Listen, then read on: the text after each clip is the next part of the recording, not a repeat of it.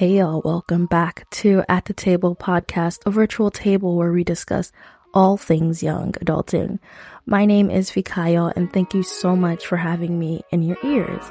In this episode today, we are talking to my friend Pricilla, who will share her story of being a young mom, the highs, the lows, and the lessons that she has learned along the way. In this episode, you will listen to Pricilla share a very personal and delicate experience. And I wish you are all delicate with this experience as well.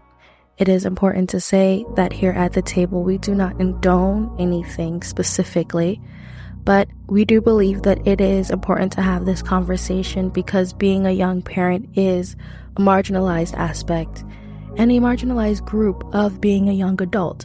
And pretending it doesn't happen isn't the solution. In this episode, Pricilla shares resources, links, and all that I can beg of you is if you need them, use them. This episode is wonderful. It's insightful. I believe that it is more than for just a young mom or someone who is a young mom currently. I believe that people who aren't parents yet should listen to it. Men, female, doesn't matter. This episode is wonderful, and please share and comment on this episode and rate the podcast. It really helps us to continue to grow the podcast itself and reach a larger audience. I really think you're going to enjoy this episode. Are you ready? Welcome to At the Table podcast. Okay, Pricilla, welcome to At the Table. How are you? I'm good. That is really good. For our listener, they don't know, but Pricilla, we grew up together. Mm-hmm. Do you remember the first time we met? I actually do. I was with a mutual friend of ours, and we normally hang out at the library after the bus drops us off. Mm-hmm. And he introduced me to you, and I was, oh, look at this girl. She's just like me. Yeah. And you remember he used to say we looked just alike. Right. Yeah. And it was just an instant connection. Yeah. And we just stuck with each other, kept in touch. And it was just, we didn't even go to the same college, but our friendship survived that. Yeah. Love it. I love it. It did. And I always remember I went to your orientation with you. Do you remember that? Oh, yeah. Freshman year of college? Yeah. And I had never been to an orientation before. I wasn't even going to your school. I never went to your school. And Priscilla's a year older than me. And I was like, yeah, of course I'll come. So we went to your orientation together. That is such a special moment I hold dear to my heart. Because we were riding buses. Do you remember? And we were lost at some point because we didn't know where we were going. No, because we didn't have cars then. Yeah. So it was definitely very interesting. But that's one of my favorite memories of us. Just that sisterly feel, Yeah. Yeah. Well, Priscilla, welcome to At the Table. In this podcast today, I really want to hear your story of a young mom. And the hope is that you inspire other young moms and you give them tips and advice based off of what you've learned. Okay? Yeah. Okay. Let's do it. Okay. Now can we start by talking about your journey into motherhood? What were your initial feelings or what were challenges that you encountered? Yeah. So I would say my journey started March 2021. So this was a year after, this was during COVID, but this was a year after school had not permanently, but had transitioned from in-person to online learning. I was in my final semester, my very last semester of college. And I just remember panicking because I was like, okay, I do get the benefit of attending classes online, but I'm carrying a baby. So I kind of struggled from transitioning from, okay, Priscilla the student to Priscilla the and I kind of felt left out, not being able to be among my peers. I felt very isolated. And I know I'm starting off a bit negative. It does improve, obviously. But those were kind of the thoughts that were going through my head during that period. And just being the firstborn of a Nigerian household. So it didn't start off good. All right. I was carrying one of the best gifts in the world, but my mind was in a lot of places at once. Mm-hmm. But one thing I do really appreciate is the fact that I grew up in a Christian household. Yeah. And one verse that always stuck with me was train up a child in the way that they should go, and when they grow up, they will not depart from it. And obviously, me being pregnant before getting married, right? It looks like, okay, she departed from the path. But during that time, I think that is when I held on to Jesus more than I have ever held on to him, because this was a new territory for me. Right. And with all the things I could beat myself up about, I just kept on reminding myself that greater is he that is in me than he that is in the world. So even though this was not exactly my plan, I kept just held on to faith. And I had a beautiful baby boy, very healthy. We have the same And name, by the way. yes, Fikayo and my son do share a name. And it's very surprising because I actually didn't choose that name. My mom actually chose Fikayo for, so it was just like, oh, like I see that. So when my mom made that choice, I remember just texting you like, oh my God, by the way, like my mom named you Fikayo. Also, Fikayo played a really big role. You and Janet, oh my goodness. You guys played, I think, one of the most special roles in my life during that time. I feel like you guys were like my lifeline to being myself. Because when you start off, when you kind of like accept that, okay, I'm going to keep this child, your brain also kind of, I don't know how to describe it. But with any change in life, your brain goes along with you. So your brain is thinking to yourself, your brain starts thinking of everything, including your child. So your presence and Janet's presence really kind of was like an anchor that reminded me that, okay, Priscilla, yes, you're becoming a mom, but your friends are here with you and they loved you before you became a mom, and they're going to love you even while you're a mom for the rest of your life.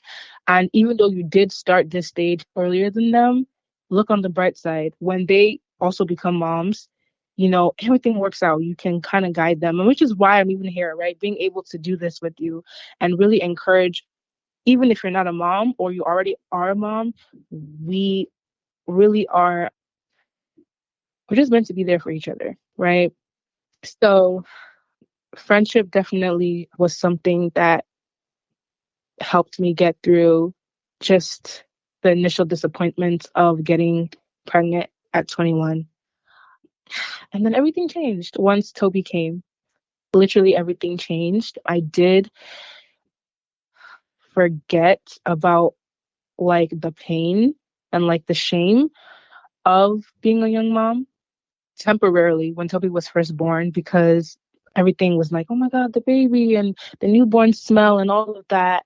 And routines changed as well. Being able to wake up in the morning, take care of myself, brush my own teeth, and then account for my son and his needs. So I just kept on having to remind myself, Duka, you have a kid, you have a kid, you have a kid, you also have to take care of him. So it was kind of like simultaneous, like having two schedules at the same time. So I have to take care of me, then take care of, right? So that was kind of like, that my initial experience and like my entry into motherhood. So yeah, How did you go about finding your village and your support system? definitely online communities. So I Mm-hmm. did download this app. It is called Peanut.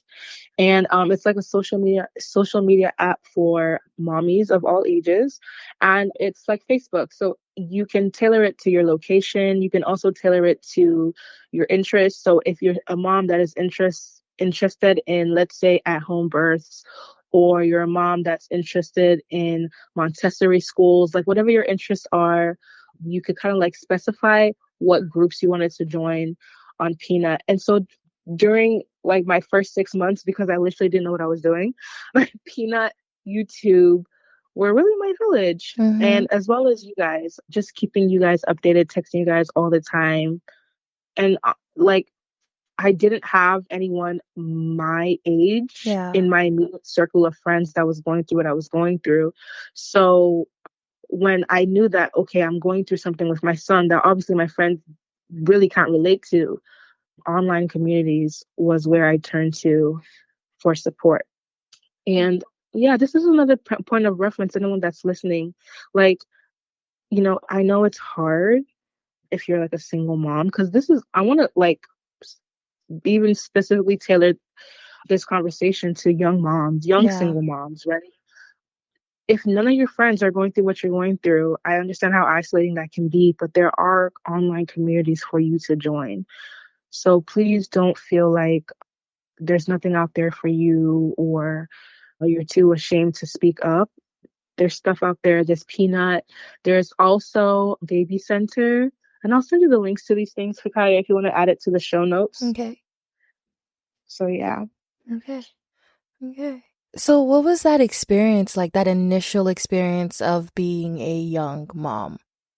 So for me, I would say personally, I had to deal with body changes, Mm. learning to love my body.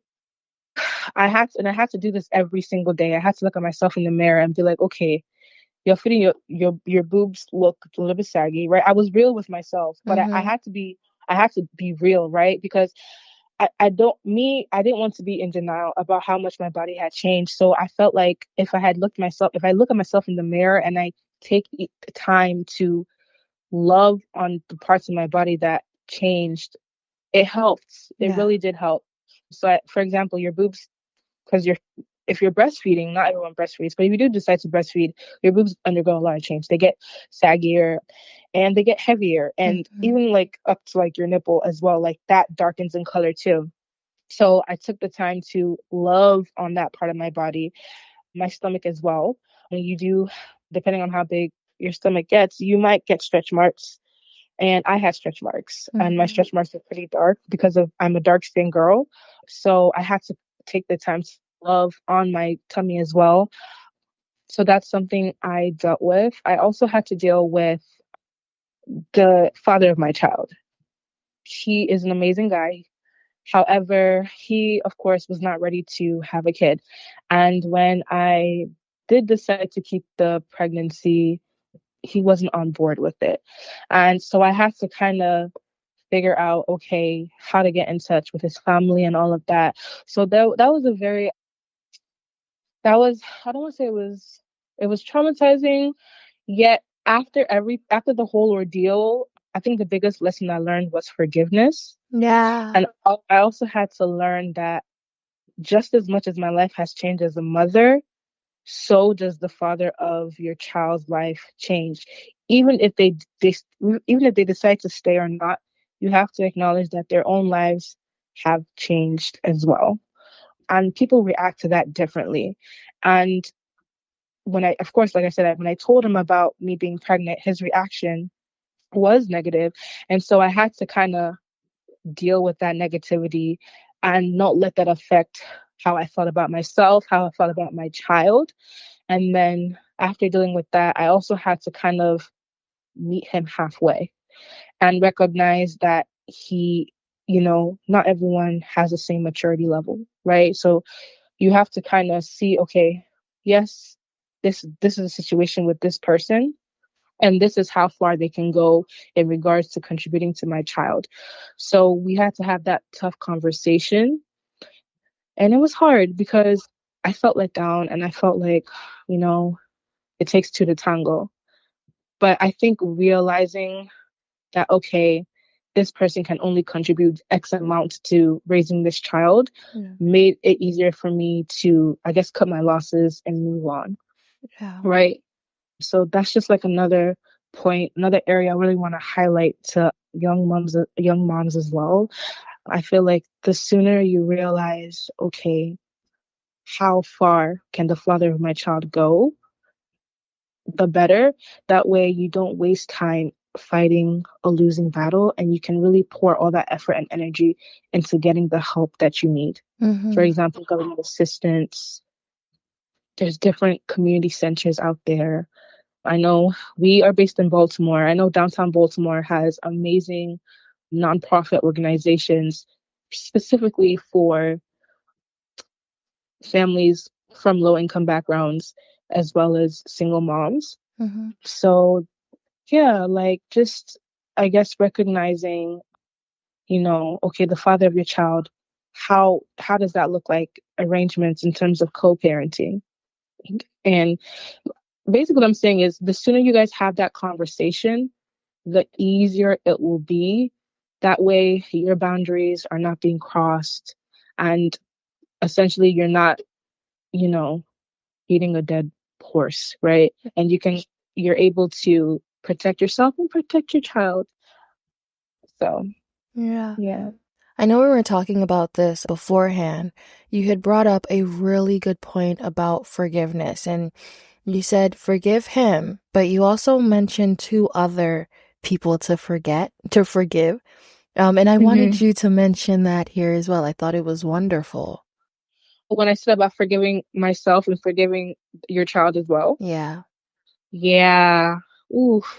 So this is something that I'm currently going through right now in terms of forgiving myself and forgiving my child. For me, uh, surprisingly, it was easier to forgive like even like the father of my child, and it's I'm very surprised by it, but I think it was, I guess, telling myself, Dupe, you were what, 20? Because I was 20 when I guess conceived, and then 21 when I gave birth. So you were 20 years old when you were having, unprotected sex. Yes, you were an adult and you had heard it all along, have sex responsibly, but things do happen. So I had to kind of like remind myself that, you know, you you're 20, I'm 24 now. Mm-hmm. So I have 4 years of experience. And I keep on beating myself up, telling myself, okay, you're telling yourself you wish you had acted like this 4 years ago, right? You didn't know anything. You don't know what you know until you go through it. Right. So I kind of had to like really just tell myself, Priscilla, it's okay. Mm. You just had sex and you happened to get pregnant. Like I had to really just break it down and make it as what it is, matter of fact. Everyone has sex, okay? You had sex, you got pregnant, you decided to keep the baby. That is the only difference between you and the next girl. You know what I mean? Yeah. And when I broke it down that way, I was able to really forgive myself because everyone, not everyone, right? But majority of people have sex. People take, the decision of having an abortion or keeping the child. And so once I had like that authentic conversation with myself, I was able to, and I'm still, and this is like happening presently, right? I'm able to kind of let go of the high standards of that perfectionism of how I had planned my life or how I wanted my life to go. Mm-hmm. Then forgiving your child. Now, obviously, you know, what I mean by this is when it comes to relationships, especially children and being a young mom, we are we have the advantage of being closer to our kids in age, right?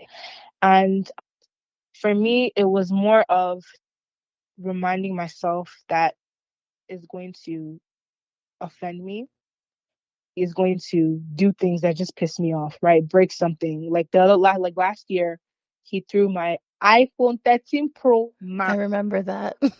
I need to announce, like, initiate the fact that it was an iPhone 13 Pro Max, 126 gigabytes. Dang. Only 2 years old. He threw it down the toilet, and that it never turned back on ever. I put it in rice for like a week. It just refused to turn back on. Yeah. So especially like those first couple months, like I just found myself getting so offended with my son. Like he was crying, he was this, and I was like, Dubai, if you're going to get offended with your kid, you love this child, but he's a baby. You know Yeah. what I mean? Like he's gonna do baby things. Pre-forgive your kid. Mm. Already tell yourself, okay, I'm going my already expect or have this healthy expectation that your kid is going to mess up. And you, like I said, you have the advantage of being closer to them in age, which means you have you can still remember what it was like to be a kid, Right. right? Yeah. Like my mom had me when she was 33. So let's say I'm 5 years old, that means she's 38.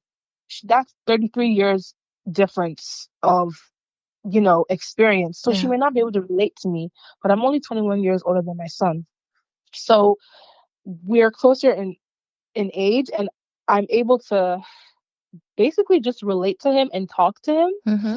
in that way. So that's something that I'm excited about. And also, like, being able to understand that your kid is a human being. They're gonna mess up, Mm-hmm. and it's not their fault. Mm-hmm. It's not their fault that they're here. He made that decision to keep the child. So just keeping that in the back of your mind that you're going to pre-forgive your child removes half the stress of parenting.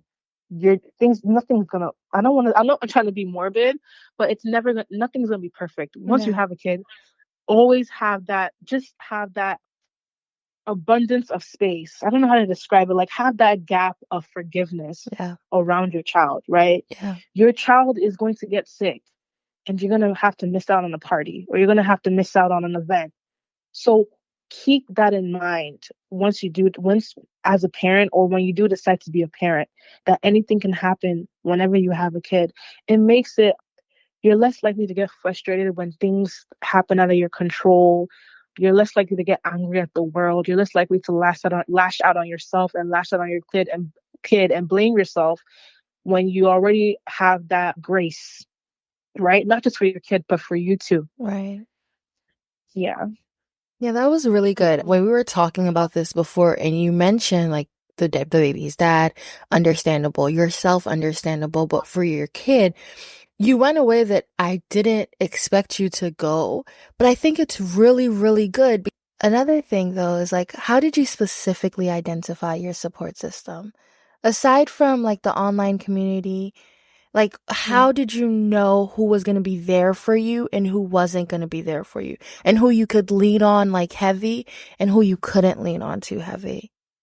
It was really trial and error because, like, my siblings at that time when I had Toby, they were two were in high school, and then one was in college on campus. So I knew that that were in high school that first year, they were really, really supportive because we're all at home, and we're just stuck at home, right? Then as time went on, I realized that, okay, my brother, who was the one that was in high school, he eventually, graduated and got into college. So now his schedule changed. So I had to kind of like, grow with my family and like my siblings, because I mean, that's in my immediate support system, were my siblings and my mom. So I really just kind of asked them, hey, are you available this time and this time? And we just kind of had that conversation. And even like my siblings, like when I told them I was having a kid, they were first kind of like, whoa. But eventually they were like, oh, like, yeah, they were all for it. And they were really excited, and everyone was very supportive. So I think I don't want to say luck, right? But I was blessed to have younger siblings who were just available.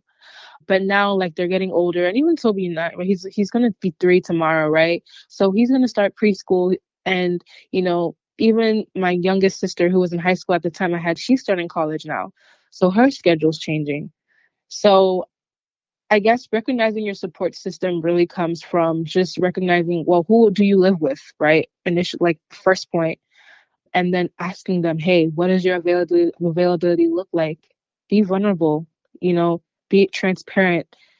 And some people, unfortunately, they just may not want to contribute and assist you, and they do live with you. That's fine. In that case, if anyone that's going through that, I would say look to your community. If you have someone in your neighborhood, if you have like maybe like a neighborhood daycare, or like a big mommy, someone that, maybe at church. I know at my church, we have a lot of mother figures who watch the kids, like when we have Tuesdays and Thursdays, like Bible study and prayer meeting during the weekdays, and then on Sundays they'll babysit the kids. So moms can attend service in church. So leaning on your community if your family is not immediately available to you is always a good step. And yeah, friends, of course. I do know for me, my friendship circle definitely changed once I did become a mom. I purposely made my circle smaller because I just knew that, you know, it's a private moment. And I knew like there were, and nothing personal, but I just knew that there were certain friends whose lifestyles, they just were not, I just knew they won't be good. They just were not going to be able to be there to support me. And it was nothing like no bad blood. It was just more like, it's okay. Like, go do your thing, you know, and when we see each other, we'll see each other type shit. Yeah. So, like, how did you balance motherhood with with becoming a young adult? How are you doing that? Yeah.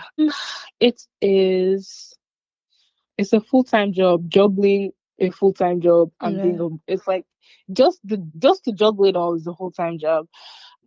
Scheduling. Mm-hmm. I think writing things down, your notes app is going to be your best friend once you become a mom. Write everything down, appointments, doctor's appointments, doctor's numbers. I remember I used to make fun of my parents. They used to keep like a phone book and write everyone's numbers and their names down and their address and all that stuff. But now I realized that that's what my notes apps has turned into. Yeah. I have my doctor, my son's doctor, the address of the doctor's office, the phone number, even the fax number too sometimes. So yeah, you're just gonna have to keep track of stuff because you're running your own life and your kid's life. It's I don't have I'm not an expert, but like one thing I am doing right now, and I told myself I was gonna be more consistent with this year was keeping track of things, writing things down, and doing your research, like Googling if there's any free programs that your kid qualifies for. Because one thing I know that I struggle with is I'm so quick to pay for something that otherwise I could have gotten for free just Mm-hmm. because I'm a young mom, right? Mm-hmm. And so before you pay for something, even before you go on like food, right? Maryland has this program called WIC, Women's Infant and Children, and they give you free formula, free dairy, free fruits, free veggies, and they give you like a card and they put money on the card and you can get like produce. So for anyone that's struggling, like even like with buying groceries, you don't have to pay for groceries. You can get that through government assistance. Mm. So yeah, just do your research. That's something that's really been helping me to cut back on costs because I mean even if you didn't have a child, the cost of living and then on top of that a Yeah. child. So please, moms, don't think that you have to pay an arm and a nose just for you and your kids to live. No, there are programs out there for you that you would qualify for simply because you're a mom. You just really have to do your research. Mm. And another thing that has really been helping me being a young mom is community, like being transparent and being honest. I know I struggled with shame and guilt, like just having a kid before marriage. But once I got over that, I was like, you know what? Excuse my language, but F it. Like, Mm-hmm. okay, the kid is here. You cannot kill me. Like, you can't kill the kid either. So yes, like I had to give myself permission to move on Yeah. and to hell with whatever anyone would say or how they felt. Give yourself permission to move on and just this is your life. Like it's no longer you. Give yourself permission to be happy Mm-hmm. and go out there and be intentional about your happiness. Don't stay at home all day.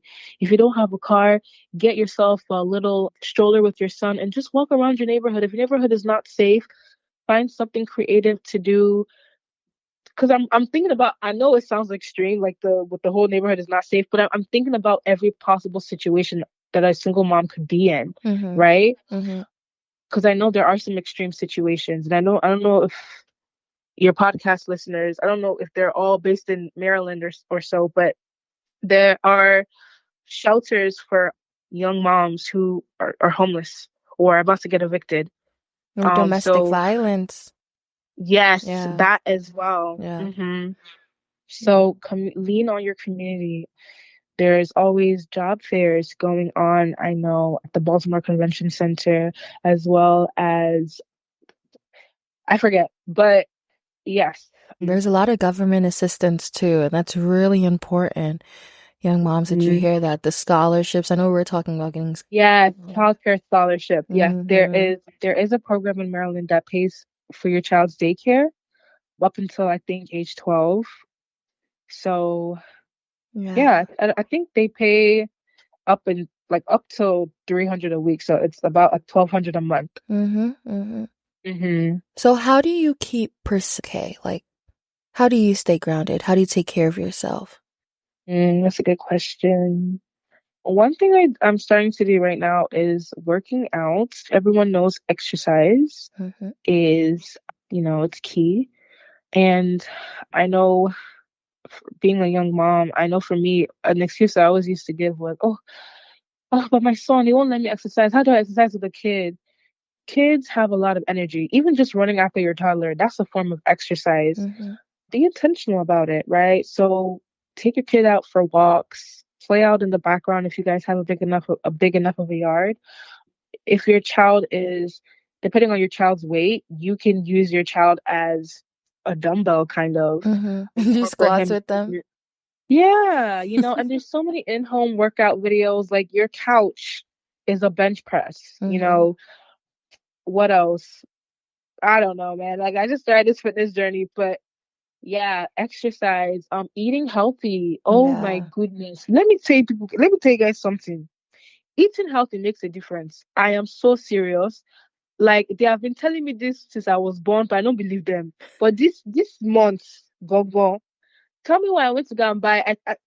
I closed my eyes and I bought cucumbers, spinach, all the veggies that were available in the produce section. I bought, and then I bought just plain protein. So like shredded beef, chicken breast, chicken wings, Mm-hmm. right? Mm-hmm. Made a wonderful salad, beautiful salad, ate 2 bowls, and this was like I've been doing for like the past 3 weeks. Tell me why I dropped 4 pounds. Wow. And I feel full. And the salad tastes so good. It worked. Yeah, it does. Eating healthy actually works. Yeah. And I feel better about myself. No. Because like usually when I eat junk food, I just feel like I just beat myself up and I'm like, Mm-hmm. and even my son, even when I'm giving my son McDonald's, I'm giving him all this junk food. He doesn't like it anymore. No. He does not like it. He prefers like food. Like he Yeah. prefers either like fresh foods, like fruits, like Mm. oranges, potatoes. Like if like he prefers me making meals than if I bought food out from outside. That's Oh. what I've noticed. Yeah. So yeah, eating healthy, of course, exercise, like really what people have always been telling us, is what I've been incorporating into my life.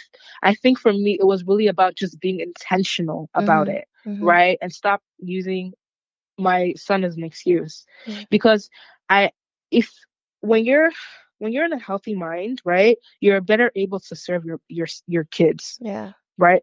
Happy mom, happy child. When mommy is in a good mood, mommy can calm down, right?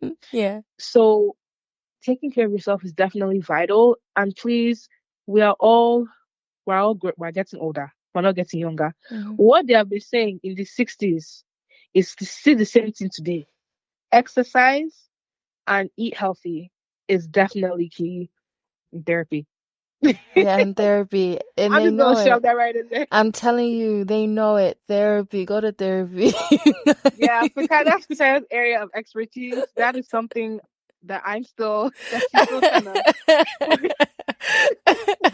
I tell people all the time, therapy. My advice is won't be good. I'm like, I don't know anything. Go to therapy. Go to Yeah. therapy. Yeah. Yeah. But I'm I feel also, like the whole exercise and the uh-huh, food thing, like that's good for like physical health, right? with mental You look health. great, but mental, I guess like your emotions and like, whatever. Because being a mom can be traumatic. No, kids can be very traumatizing. Like I remember one time he got sick. I don't know if it was like COVID or some like RSV. He had some type of viral infection. And him just being sick and just seeing him, we took him to the emergency room like in the middle of the night and just seeing him so sick and not being able to do something about it, Mm, that was traumatizing for me. mm. And then I felt like helpless as a mom. Yeah. And so I remember like for like a week after, I kept on telling myself, I never, ever want to be put in that position again. Mm, Until my mom told me that kids get sick. You can't protect your kid. So like, if not because of my mom, I would have become one of those helicopter moms that don't let their kids that get dirty. Because I started like panicking. I started ordering hand sanitizer. I started mm, ordering disinfectant wipes. Mom was like, "What's all this and this? Why are you ordering all of these cleaning supplies?" I'm like, "Oh my god, I don't want to get these." And tell me what's sick. And mom was like, "Calm down. Kids are gonna be sick." So definitely therapy will help you and help you kind of like identify, okay, what are some things that your kid has done to you in the past that you're like, I never want to go through that again, mm, therefore this is how I'm going to raise my kid. mm, You don't want to rob your kid of a fun childhood because maybe they broke a leg when they mm, were 4, and now like you don't want them to play sports. So yeah. being able to recognize, okay, you know my kid is going to have to grow up. They're going to get hurt. Bad things are going to happen to them that I just can't control. However, I'll be the best mom that I can be and really help them through that process. I think therapy really helps with identifying those boundaries Mm-hmm. because you can really lose yourself in that space, Yeah. you know. And not all, even So they yeah. have like therapists for young moms to Mm-hmm. just even help you maneuver that. Because even I know as a friend watching you go through it, it was tough watching you. So I can only imagine how tough it was going through that process. And we couldn't give you advice because we just don't know. Like we haven't experienced it before. We could only just be Mm-hmm. there. So even for anyone listening, please like seek therapy for real. Seek therapy for real. Another thing, like looking into the future, what are you doing for probably young moms should think about as well? Yes. Oh my goodness. Favorite topic. Financial security. Mm-hmm. Start a long-term savings account for your kid. So I know when I opened was through Gerber Life Insurance. I got him it's called whole life insurance. And every single month they take about $36 from my account because he's so young. I enrolled him when he was two, I think two, almost 2.5. So last year, September, I enrolled him. And they started taking just, $36 a month. That's like what? Like Netflix and like your Yeah. phone bill. I don't know. Yeah. That's like a regular bill, right? Mm-hmm. And so what I got for him was $150,000. Once he reaches, I think age 30, if nothing happens to him, he can choose to withdraw whatever money I've put in there, right? And it increases with their age. So now it's $36, but as he gets older, they'll add like a couple cents. So it doesn't increase significantly, but they'll charge me like now I know they're charging me 36 now even. I know once he turns 3.5, it's gonna go up to like 36.70 something. So it only increases by a couple of cents every year. And then once they reach either age 30 or 21, whatever money you've put in there, they can withdraw it and then do whatever they want to with it, or they can choose to keep it and then now they can contribute and put money Mm-hmm. in that account for themselves, and it grows interest free. So I'm sorry, no, it doesn't grow interest free, it grows with a point 0.5. I don't know, it's so many Yeah, details it I'm trying to grows. recall, but I'm getting too specific, but it's really good. That's just one of what you can do. Another thing is a college savings plan. This is specifically if you want, like, okay, I want my kid to do higher education once they graduate from high school. You can start saving ahead towards their college. The reason why I didn't do that because personally, I don't want to pressure any of my kids to go to college because I just know when it's their time, things are gonna change. So I would rather just because those type of college savings plans, you have to use the money for academic purposes, or else if you try to withdraw whatever money you save, they'll penalize you because they're not going to use it for academic purposes. But if you do get like, something like a whole life insurance, you can do whatever you want with the money once they pass that age and that they can access the money. So those are two examples that you can do. Another thing you can do is once your kid, I think, turns like 10, you can start an LLC and employ them, and you can use their allowance what you would call an allowance and kind of like document that as income and then open up a Roth IRA for them. Now, a Roth IRA is a retirement savings account that is outside of like what you would do with the company if you had gotten like a 401k. However, the Roth IRA route, you're only allowed to contribute 6,500 per year. That is the maximum. Oh, we have a special guest. That's my son. Hi. But yes, that is, yeah, those are the three things that I know of Mm-hmm. that will definitely set your kid up for success That in was the future. great. Thank you. Also, just to put it out there, we are not financial advisors. We are Oh, just yes, yeah, no, true. we're just giving our opinions. Don't take our advice. Yeah, But yeah, Priscilla, you yeah, talk about God a lot and you are very, very religious. Could you please talk about your faith and how this journey has well, how like holding on to God has impacted your journey? yeah. I think that is honestly the foundation of why I am even still standing here today. Mm-hmm. I think during my darkest moments and even during my happiest moments, evidence that God is real.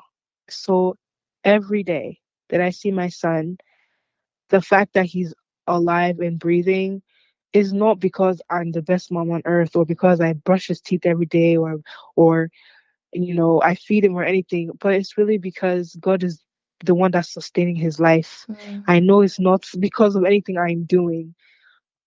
And so I think having a relationship with God, it really kind of helped me stop putting so much burden on my shoulders because there's just some things that I just can't control. right.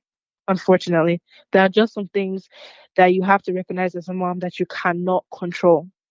And like my relationship with God personally, it's something that I hold near and dear to my heart because I've had experiences where I would pray and, for example, let's say I probably didn't have enough to like buy groceries or something, right? Mm-hmm. And God will come through. And or I didn't have or like maybe sick or there was something going on with and I would pray with it and instead of going to the hospital and going through all that stress, God will heal my son.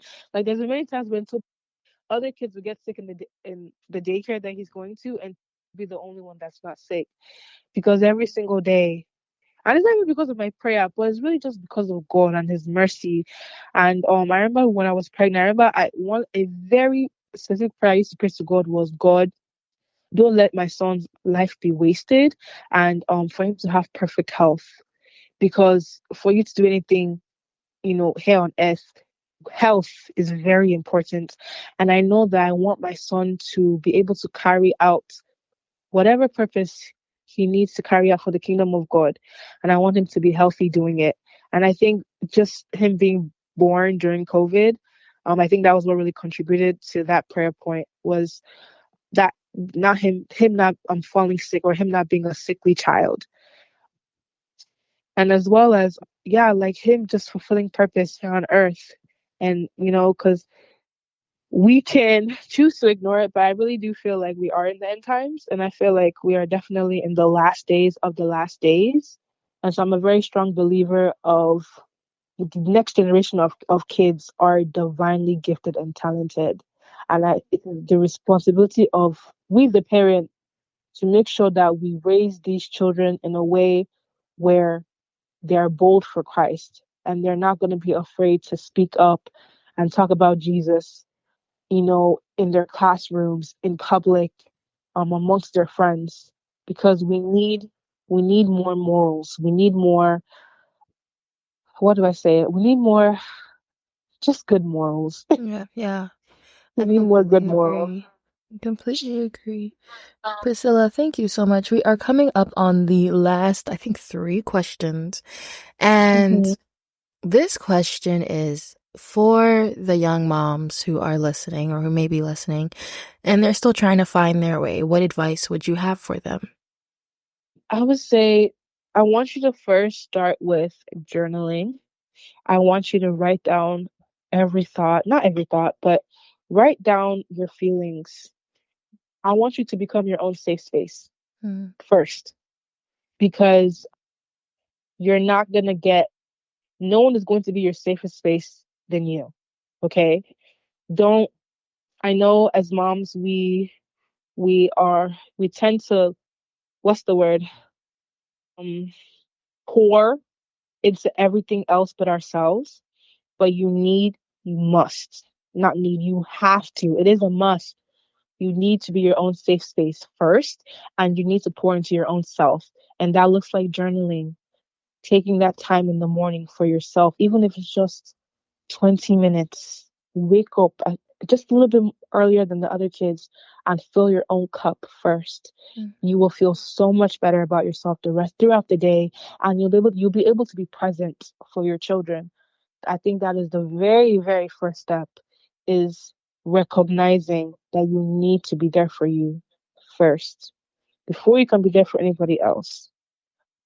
And then I guess the second thing would be identifying, your support system, right?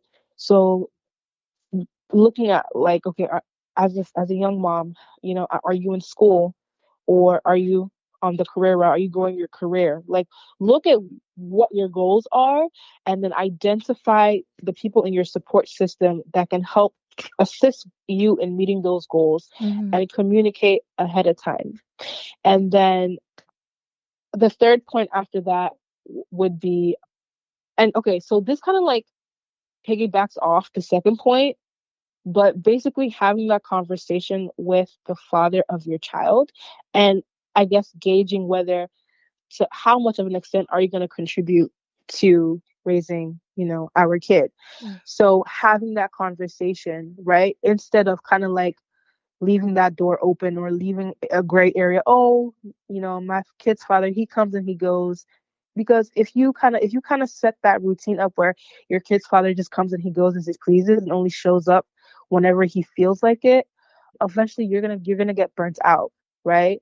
So have that conversation with the father of your child, and identify how much he's willing to contribute, financially, as well as his time. How often is he willing to care for your child so you can, get a break and you can get some things done, you Mm-hmm. know? Mm-hmm. I would even say that point comes before number two, because I mean, that's the father of your child. So have that conversation. And then once you've had that conversation, then you're not able to reach out to, of course, like your support system. So like Yeah. your siblings or your mom or your friends and stuff like that. And for some people, that might be switched, right? So you might have to reach out to your support system first and then talk to the father of your child, Mm-hmm. because the situations are different. But either way, just being able to recognize the people in your life. Okay, who are the key players? What are my goals? And how far can are they willing to assist me? And then whatever gaps is left, fill that up with, of course, government assistance, and then community, right? And community is church, nonprofit organizations, and stuff like that, to fill in whatever gaps that your support system cannot fill in, and stuff like that. Yeah. And I guess, of course, my fourth piece of advice would be prepare financially for your child, even if it's as little as $10. You know, set it aside, open up, even if it's just a savings account. It doesn't have to be some fancy life insurance account. A simple savings account will do.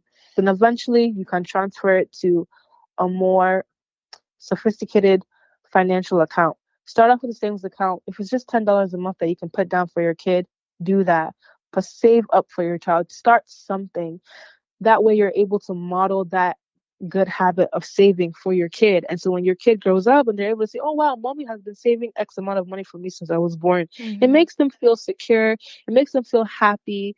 Like, everyone feels happy about money. So I think as a young mom, the best thing they can do for your kid is really set them up financially. They'll really appreciate you once they reach that age where they're aware of finances and stuff like that. Yeah. And then the final thing and the most important thing is having a relationship with God. And I know we talked about that earlier, so I'm not gonna go over that But again. it But is so important because he's what's going to get you yeah, through. yeah, God is going to get you through. And I think it's also important for us to mention in this podcast that we are not condoning premarital sex and we're not condoning having a child out of wedlock, but it does happen and it's the reality of life. And we want to make sure that for the people who are going through it, we want to make sure that we're good resources for them. And, sheep do get lost, but it's all about them finding their way after. And that's the most important part. And Pricilla is doing a great job. That's why I'm even so honored to have her on this podcast. Priscilla is doing so well. She's such a good mom to her son. And I'm so proud oh, of you. oh, thanks so much, Fikayo. I really appreciate it. You are welcome. Now, one last question. Yeah. What would you tell your younger self? Ooh. Mm. I would tell her that you're gonna be okay, girl. Mm-hmm. You're gonna be fine. Depending on the age, what my younger self would be. I said, let me see, like 10 years ago, right? So I was Okay. like 14. Mm-hmm. So just starting high school. Mm-hmm. Don't be chasing no boys. Mm-hmm. Mm-hmm. Leave the boys alone. Mm-hmm. They will always be there. They will always be there. Leave the boys alone. But if I was to talk to, let's say, my You when 20-year-old, when you first got pregnant, like when you first knew. yeah, I would tell her that the sooner you let your idea of what a perfect family should look like, the better. I would also tell her, yeah, you're gonna be fine. You're gonna be okay. I would also tell her to apply for food stamps a lot earlier Hmm. and stop trying to be big and bad Miss Independent. Mm-hmm. You don't need to do all that, right? Because I had this whole, I have to provide, I decided to keep this shot. I'm a provider. I have to do this. I have this. You don't need to do Your there baby. are, You are a yes, baby. you're just a baby, having a baby. There are Mm-hmm. resources for you. Yeah. Please do Yeah. not feel under pressure to figure it all out because what's gonna happen is you're gonna put yourself in a position where now you and your baby are drowning, Mm-hmm. right? So Mm-hmm. please learn to rely on the services and the programs that are out there. They are made for people like you and I, Yeah. right? Those programs were put in place specifically for the situation that we are in, for being able so moms can be able to take care of their children and their quality of life is not reduced. So Mm-hmm. please do not feel like you have to work a 9 to 5 and pay for childcare and pay for groceries and pay for every single thing when you can get it for free. Yeah. That was good. Thank you so much, Priscilla. There's one more question that is burning on my heart, but I feel like somewhere in time, there's a young girl who is currently pregnant right now, and she doesn't know what to do. So, what advice would you give her? You are you're enough. You're enough. You're not a mistake. You're not a failure. Your kid is not a failure. Your kid is not a mistake. You made the best decision anybody could have ever made, which was to keep a child. Let's not So assume that they you kept it though, or they want to keep oh it per se. oh they want to keep it? We don't know. They don't know. Oh, I think that's what it's gonna have to start from. Mm-hmm. Right? So if you're pregnant right now, my advice to you would be if you want to keep it and keep it. Okay? That means when you decide to have the child, keeping it looks like showing up every day for that child and loving that child. If you decide not to keep it, you are not a bad person. You're not an evil person. And you still deserve as much flowers as the person that decided to keep it as well. I understand things like timing. So you may not be ready and that's fine. And that's okay. And you know, you're gonna be fine. You're gonna be okay. Motherhood is a beautiful thing. Some people are ready to start that journey as soon as it happens and others decline. Regardless what decision you choose, It does not take away from you. It does not reduce you. And it has to be your decision. It just has to be. Yes. It has to be your decision. Don't let anybody pressure you. Don't let anybody force you to keep a child that you don't want to keep. And don't let anybody force you to abort a child that you don't want to abort. Okay? But whatever decision you decide, know that you are not alone. There are people that have gone through what you have gone through. There's answers out there for you. Yeah. Well, thank you so much, Priscilla. This podcast was beautiful. I know it's going to help so many people. You are an inspiration, Priscilla. And I want to have you back on later on in the next few years, just to talk about it again, just to probably go more in depth as we are trying to figure things out, as you get more experience under your belt as a mom and you're starting to get in different places. I'd love to have you back. And then, yeah. And even outside of talking about being a mom, we could talk about anything. Yeah. But yeah, thank you so much. Of course, I would love to come back. And I do thank you for giving me the opportunity to come and speak to your listeners and be on your platform. I enjoy, your episodes, and I love what you're doing with this platform. And I pray that God continues to expand it. And I pray that you're able to reach as much people as you can and inspire others to be themselves and to pursue their talents. And I pray that you get to interview the coolest people ever. Yeah. Because Fikayo is Fikayo. One thing I do enjoy about our friendship is we have, our conversations are genuine. I feel like you have the type of presence where we don't talk about fluff. We talk about real things. Yeah. Real issues and stuff like that. So you bring that out in people. You bring that side out in people. Yeah. People are so annoyed by it. They're like, Fikayo can never just have a regular conversation. It's like, so how's your mental health? Are you okay? I mean, look, if no one is having the tough conversations though. Yeah. And it comes from a good place. Everyone is using TikTok and Twitter as a band-aid. No, all of us, we're all bleeding on the inside. Somebody needs to talk about it. Yeah. That's why this platform is also here, because I don't want people to feel alone. When I was really sad and I was going through my things, I really felt alone. And I don't want people to feel like that. It sucks feeling like you're alone. And you're not, which is the crazy. And you're not. That's the crazy part. Yeah. That's the biggest lie. From the enemy, from the devil. He does that intentionally. You're not alone. You're never alone. But yeah. Okay. Thank you so much, Priscilla. All right, girl. All